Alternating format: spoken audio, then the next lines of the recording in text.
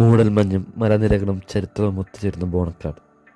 KSRTC യാത്രയിലൂടെ ഈ മനോഹര സ്ഥലത്തിൻ്റെ കാഴ്ചയിലേക്ക് സ്വാഗതം. It's me and wine.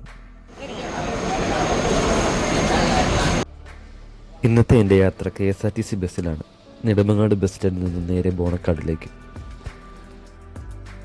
ഇവിടെ സ്വകാര്യ വാഹനങ്ങൾക്കോ ബൈക്കുകൾക്കോ പ്രവേശനമില്ല. ഫോറസ്റ്റിൽ നിന്ന് പ്രത്യേക പെർമിഷൻ ഉണ്ടെങ്കിൽ മാത്രമേ അകത്ത് കയറാനാകൂ. അതുകൊണ്ട് KSRTC മാത്രമാണ് ഇവിടെ എത്താനുള്ള ഏറ്റവും മികച്ച മാർഗം.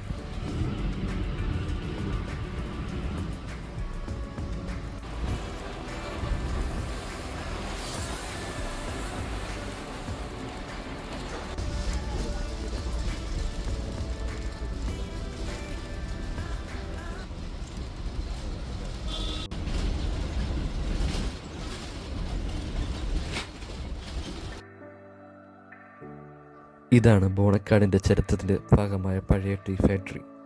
ബ്രിട്ടീഷ് ഭരണകാലത്ത് ഇവിടെ വ്യാപകമായി തേയില കൃഷിയും സംസ്കരണവും നടന്നിരുന്നു. ആയിരക്കണക്കിന് തൊഴിലാളികളുടെ ജീവിതം ഈ ഫാക്ടറിയെ ആശ്രയിച്ചായിരുന്നു.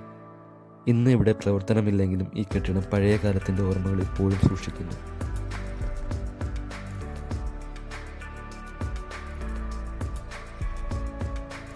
ബോണക്കാട് എന്ന പേര് ബോൺ എക്കോഡ് എന്ന ഇംഗ്ലീഷ് വാക്കിൽ നിന്നാണ് വന്നതെന്ന് പറയപ്പെടുന്നു. ബ്രിട്ടീഷ് കാലഘട്ടത്തിൽ തേയിലത്തോട്ടങ്ങൾ വികസിച്ചതോടെയാണ് ഈ പ്രദേശം കൂടുതൽ ശ്രദ്ധ നേടിയത്. ഒരു കാലത്ത് നൂറുകണക്കിന് കുടുംബങ്ങൾ ഇവിടെ താമസിക്കുകയും തേയിലത്തോട്ടങ്ങളിലും ഫാക്ടറിയിലും ജോലി ചെയ്യുകയും ചെയ്തിരുന്നു. അവരുടെ ജീവിതം മുഴുവൻ ഈ തോട്ടങ്ങളുമായി ബന്ധപ്പെട്ടിരുന്നു.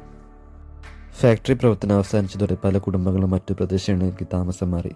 എന്നാൽ ചില കുടുംബങ്ങൾ ഇന്നും ഇവിടെ താമസിച്ച് കൃഷിയും മറ്റും ജോലികളും ചെയ്യുന്നുണ്ട്.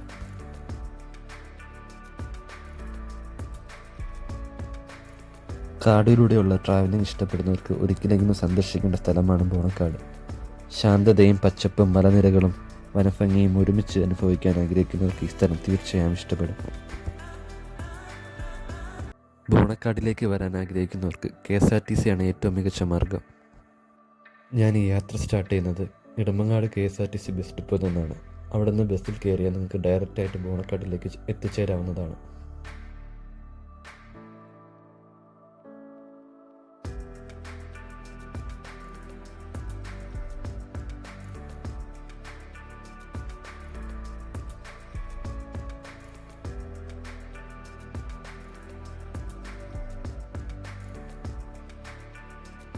അടുത്ത യാത്രയിൽ വീണ്ടും കാണാം.